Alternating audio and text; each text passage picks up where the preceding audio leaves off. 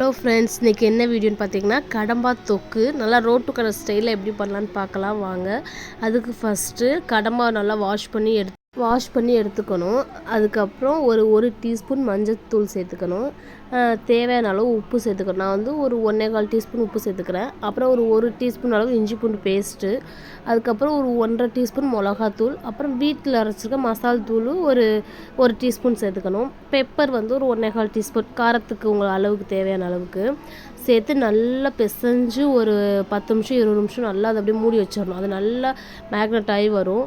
அதுக்கு இடையில நம்ம கடாய் வச்சு எண்ணெய் ஊற்றி சோம்பு போட்டுக்கணும். ஒரு பச்சை மிளகாய் 2ஆக உடச்சி போட்டுக்கணும்.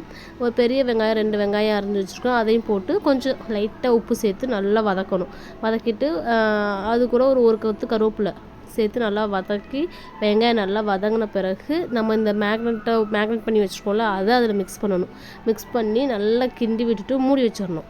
எந்த தண்ணியுமே ஊற்றக்கூடாது, ஏன்னா அதிலே தண்ணி இருக்கும். அதுவே கொஞ்சம் வெந்து நல்லா ட்ரை ஆகி தண்ணி அதில் இறங்கும். அப்புறம் ஓப்பன் பண்ணி பார்க்கும்போது நல்லாவே வெந்து தண்ணியெல்லாம் இறங்கி நல்லா இருந்துச்சு.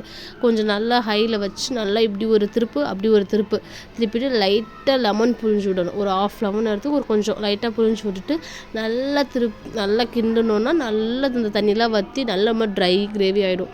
அப்புறம் நல்லா ஒரு கொத்தமல்லி அதில் நல்லா தூவி இறக்கி வச்சு நல்லா சாப்பாடு சுட சுட சாதம் வச்சு நம்ம வந்து நெத்திலி மீன் குழம்பு தான் வச்சுருந்தோம். நெத்திலி மீன் குழம்பு ஊற்றி கடம்பா வச்சு சாப்பிட்டா சூப்பராக இருக்கும்.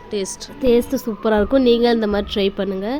நம்ம வீடியோ பிடிச்சிருந்தா லைக் பண்ணுங்கள், சப்ஸ்கிரைப் பண்ணுங்கள், மறக்காமல் பெல் ஐக்கானை கிளிக் பண்ணுங்கள். அப்போ தான் நம்ம போடுற வீடியோ உங்களுக்கு வரும். பாய், நெக்ஸ்ட் வீடியோவில் பார்க்கலாம்.